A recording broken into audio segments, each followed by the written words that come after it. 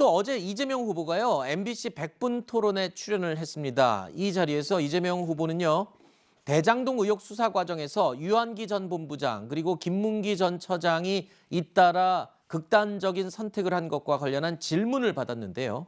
여기에 대해서 이재명 후보가 이렇게 답했습니다.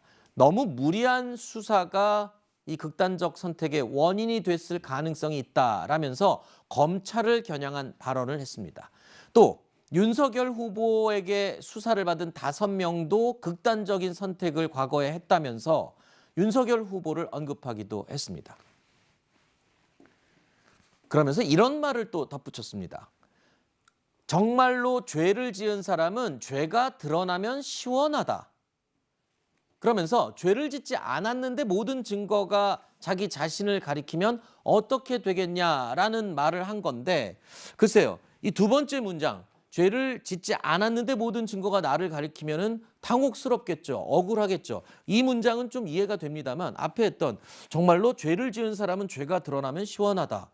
이 말을 전제로 깔고 다음 문장을 얘기한 건데, 여러 번 읽어봐도 이게 무슨 뜻인지 정확하게 저는 와닿지가 않았습니다만 의도가 뭘까요? 어떤 의미인가요? 제가 해석하기엔 이래요. 그러니까 죄를 지은 사람이 그동안 이제 감추려고 막 하고 있었는데 온갖 노력을 할 거 아닙니까? 증거인멸도 하고. 그런데 결국 이제 다 드러나게 되면 이제 허탈하게 되면서 그런 측면에서 이제 시원하다 이런 취지로 얘기를 한 것 같고, 그다음에 이제 두 번째 같은 경우에는 다른 내가 죄를 안 졌는데도 계속 많은 여러 정황 증거들을 해가지고 죄를 졌다라고 하면 얼마나 억울하겠느냐 이런 취지로 말을 한 것 같은데, 사실은 이제 검찰의 수사 아니면 경찰의 수사를 받다가 극단적 선택을 하는 경우는 두 가지 종류예요.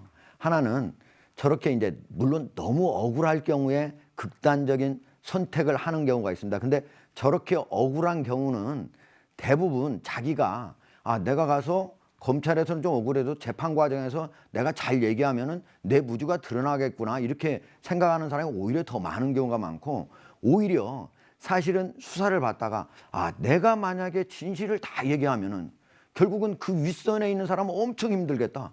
이런 경우에 내가 그냥 다 모든 걸 끌어안고 가겠다. 이런 경우가 사실은 더 많아요. 그동안에 쭉 경우를 보면은 뭐 이번 경우가 딱 어느 쪽에 해당한다 이렇게 얘기를 할 수 없지만, 그런 측면에서 보면은 꼭 이재명 지금 후보가 얘기한 그 내용 때문에 과연 저 두 사람이 극단적 선택을 했다 이렇게 단정하기는 저는 어렵다고 봅니다. 알겠습니다.